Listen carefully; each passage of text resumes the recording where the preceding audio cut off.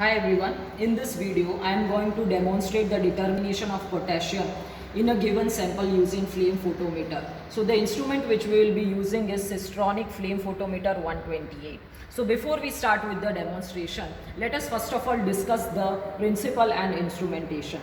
So flame photometry is also known as flame atomic emission spectrometry, and this technique is used for the determination of very few elements of group 1A and 2A, that is alkali metals and alkali earth metals. For example, sodium, potassium, calcium, lithium, barium, etc. So basically in this method, the sample which is liquid in nature is first of all converted into the aerosol form. Aerosol means mist or the small water droplets.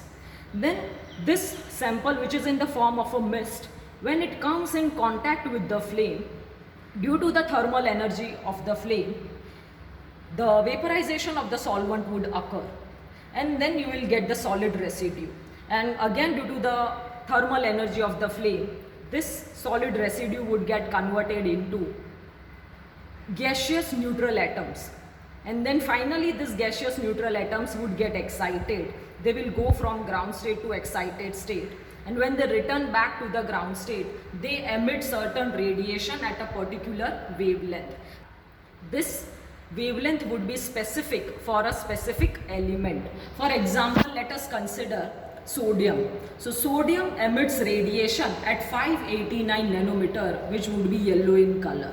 And if we consider potassium, then potassium emits radiation at 766 nanometer, which would be violet in color. And then finally, the intensity of emitted radiation would be measured, and it would be directly proportional to the concentration of a given element. So the system consists of three different units. The first one is the instrument, then there would be an air compressor, and the third one is the gas cylinder. So we supply LPG gas as a fuel for the flame, and we use an air compressor in order to create the vacuum, so that the sample can be easily aspirated into the instrument.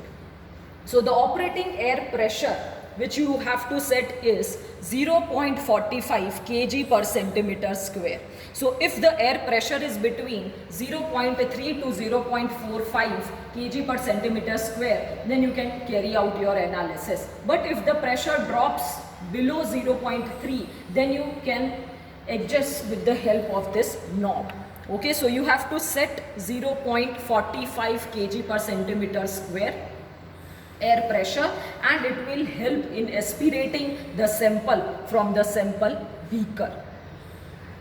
Now coming to the instrument, first of all, over here there would be an atomizer. This is the atomizer. After the atomizer there would be a mixing chamber. This black colored box, round box, is an mixing chamber. After the mixing chamber there would be a burner. This is a chimney, and inside the chimney you can see the burner head.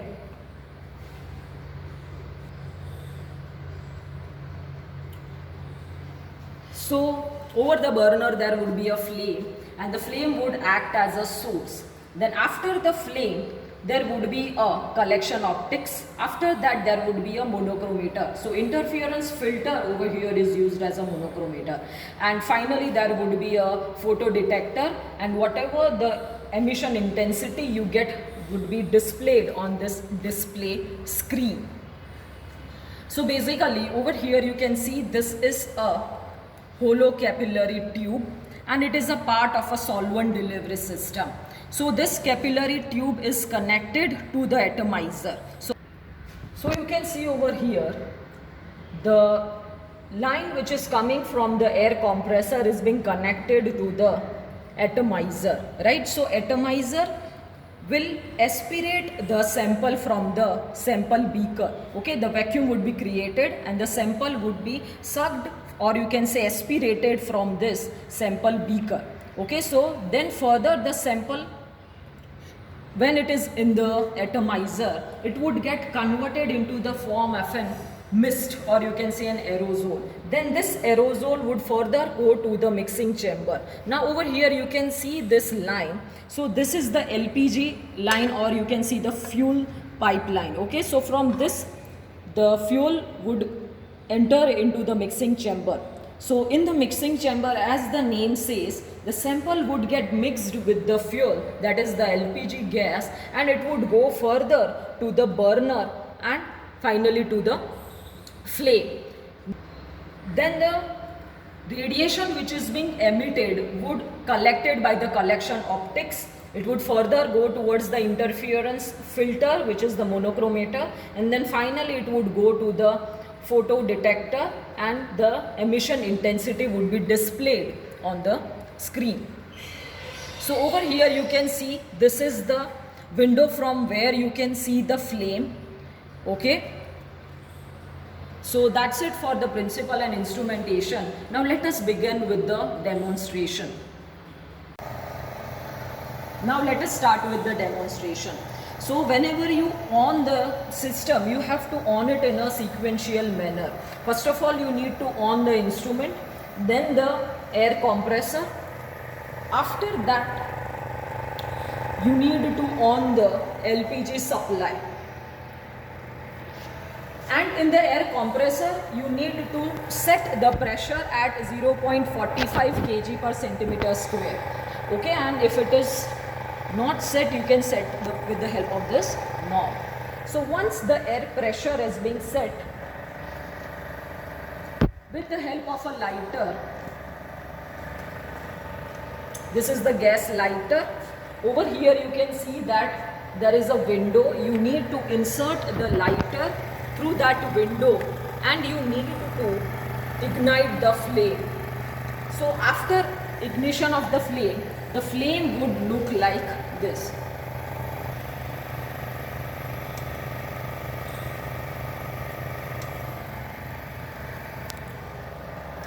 So right now we have set the higher flame, okay, but actually in order to carry out the experiment you have to set the medium flame. So that can be set with the help of this knob. You have to turn this knob anti-clockwise and you have to set the medium flame. So once we have set the medium flame, the flame would look like this, and you can see over here there are blue cones, right? We have to set the medium flame. Okay, don't set very high or very less flame. Okay, you have to set the medium flame. So once the flame has set, you can see over here the instrument is ready, right? So first of all, if you wish to delete the previous data from the history, you can do that. So for that you need to go into the menu.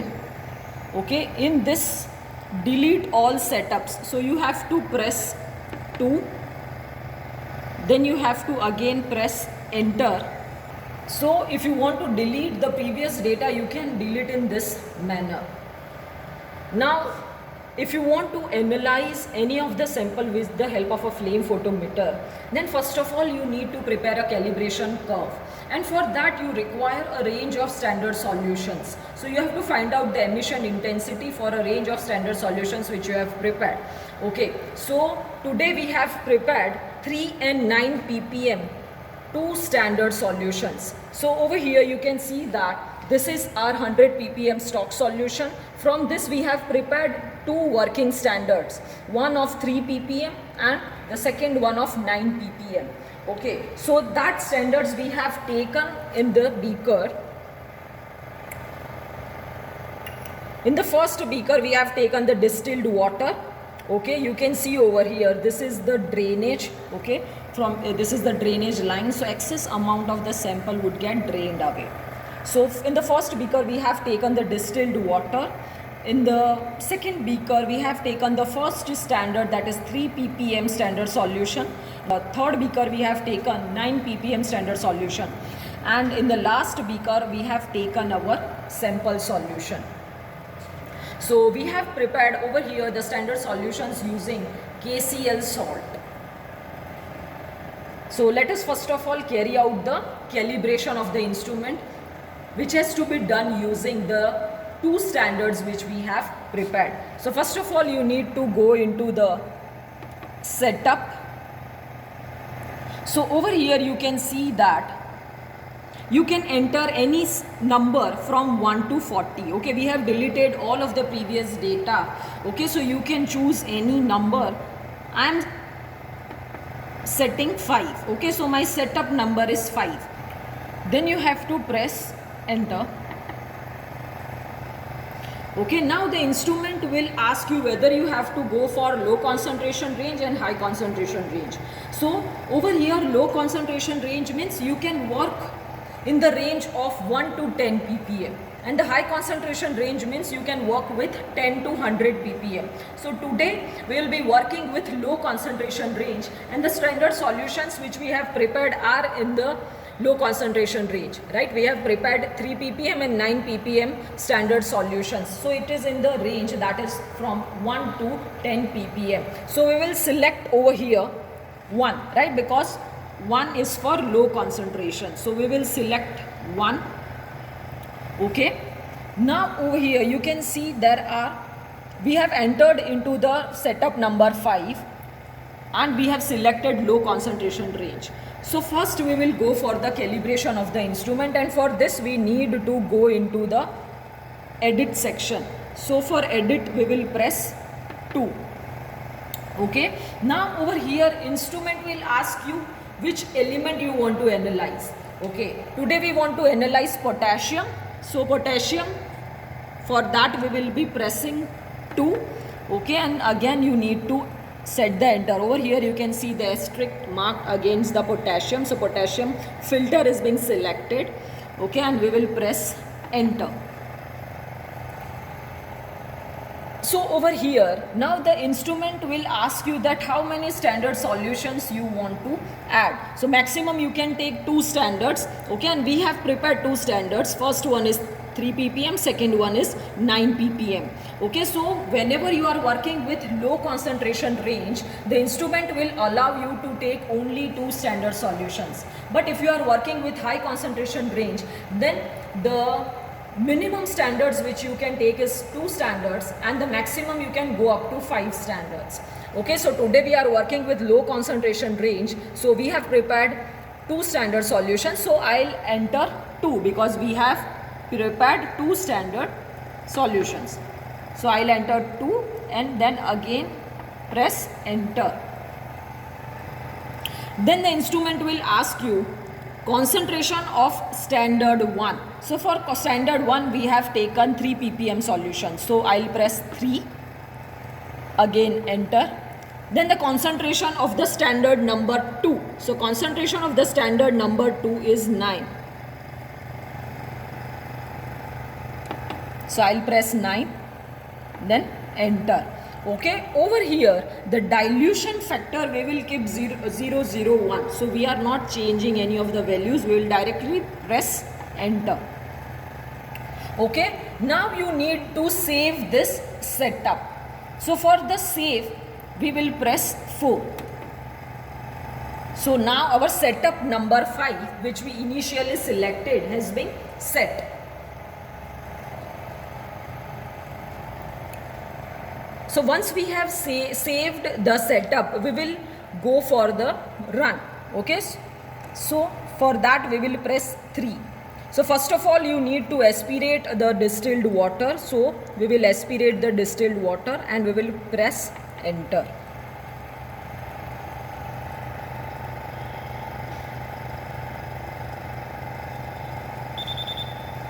Okay, so you can hear a beep sound. So once you get the beep sound, after that you need to forward your analysis. Now you have to aspirate the reference solution. So for the reference you can either take distilled water or even you can take your stock solution. So here we have taken the distilled water. Okay, so again you have to press enter. Then you have to wait for few minutes and you will hear a beep sound when the instrument reads the reference standard. Once it has completed reading the reference standard, you will hear a beep sound. Okay, again you need to aspirate the distilled water, so we will again press enter.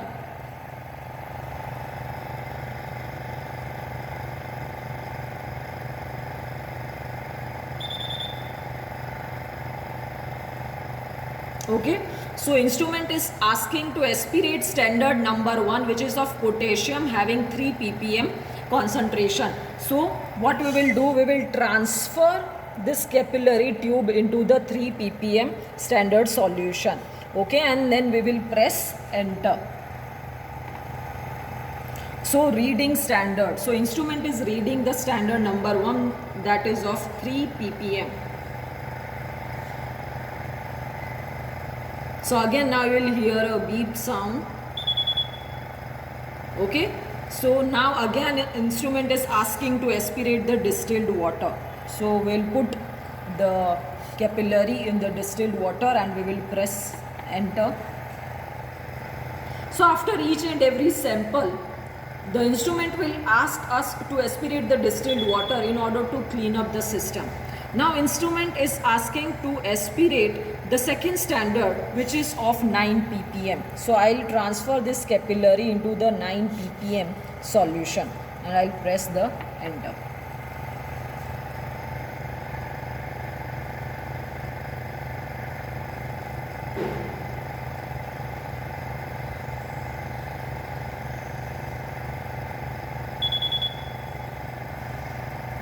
Okay, so now our calibration is over. Okay, now sample analysis will start.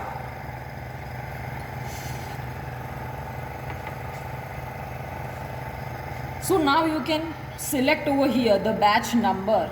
I am adding batch number 1. Okay, you can select according to your convenience the batch, and then you need to enter the sample number as well. So my sample is 001.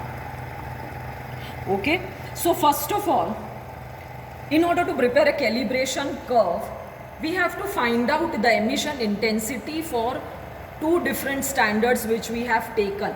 Okay, so we directly won't take the first sample as our actual sample, but we will consider the first sample as our standard solution number 1. Okay, so over here sample number 1 means the working standard solution number 1, which is of 3 ppm concentration.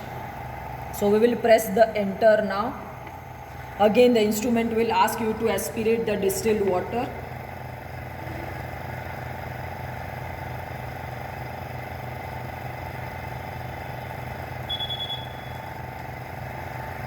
Okay, now you need to aspirate the sample. So first of all, we need to find out the emission intensity for the standard number 1. Okay, so I have transferred the capillary in the standard number 1, which is of 3 ppm. We need to press the enter. So instrument will read the instrument will carry out the analysis and the emission intensity would be displayed on the screen.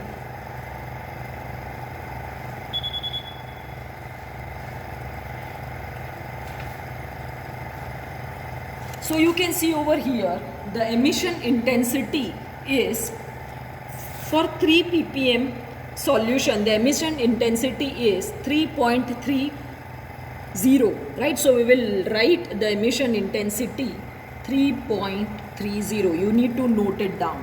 Okay, so we have prepared 2 standard solutions, 3 and 9. For 3 the emission intensity is 3.30. Now again you need to press the enter. Okay, now batch would remain the same and the sample would be sample number 2. So sample number 2 would be over here, the second standard, which is of 9 ppm. You have to press the enter. Okay, instrument is asking to aspirate the distilled water. Enter.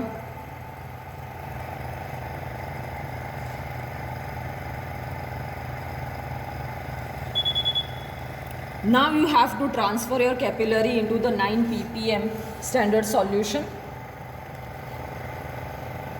Press enter.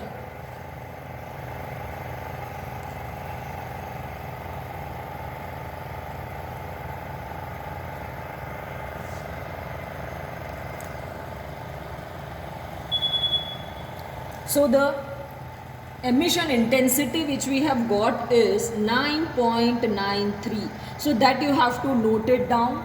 Okay, so now we have noted the emission intensity for both the standard solutions, that is of 3 and 9 ppm. Okay, so now you can take your actual sample now. Okay, so we will press the enter. Batch would remain the same, sample number 3, which is our actual sample. Again press enter. The instrument will ask you to aspirate the distilled water, because after each and every sample we need to clean up the system, right? So you need to aspirate the distilled water after each and every sample. Okay, now the instrument is asking us to transfer the capillary and allow the aspiration of our actual sample. So this is our actual sample. So we have transferred the capillary into that, and you have to press the enter now.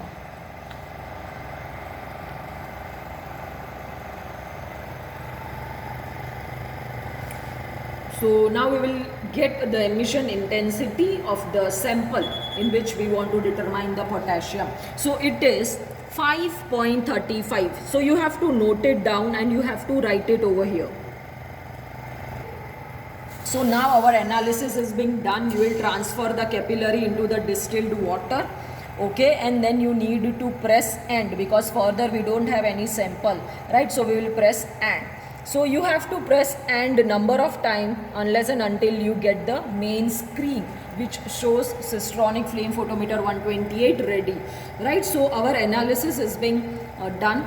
Okay, now if you want to shut down the instrument, then for that also you have to switch off it in a sequential way. First of all, you need to stop the gas supply. So we will stop the gas supply. Okay, then this ignition knob, you have to turn it completely anti-clockwise. Okay, after that you need to carry out the distilled water aspiration for 5 minutes. Okay, you have to aspirate the distilled water for 5 minutes. Once that is being done, again you need to carry out the air aspiration for 5 minutes. Once that is being done, you have to switch off the air compressor and finally the instrument. Now let us see the calculation, that how you can get the concentration of the sample. Okay, so concentration of the analyte which you want to analyze. So we have prepared two working standards, 3 ppm, 9 ppm, and we have got the emission intensity of that. So using these values, you have to prepare a calibration curve of emission intensity versus concentration. So these values we will be taking, and you have to prepare a calibration curve of emission intensity versus concentration. Now the sample emission intensity is 5.35. So you have to locate that on the y-axis. Okay, from there you need to draw a straight line, and then whatever the concentration you get over here, that you need to find out, and that would be the concentration of potassium in a given sample. Okay, and that would be in ppm, and that would be in the range of the standards which we have taken, that is between 3 to 9 ppm. So in this way you can carry out the analysis of potassium using flame photometer. So similarly you can even carry out the analysis of other elements such as sodium, barium, calcium, lithium, etc. Okay, so I hope that the practical is clear to you. Thank you.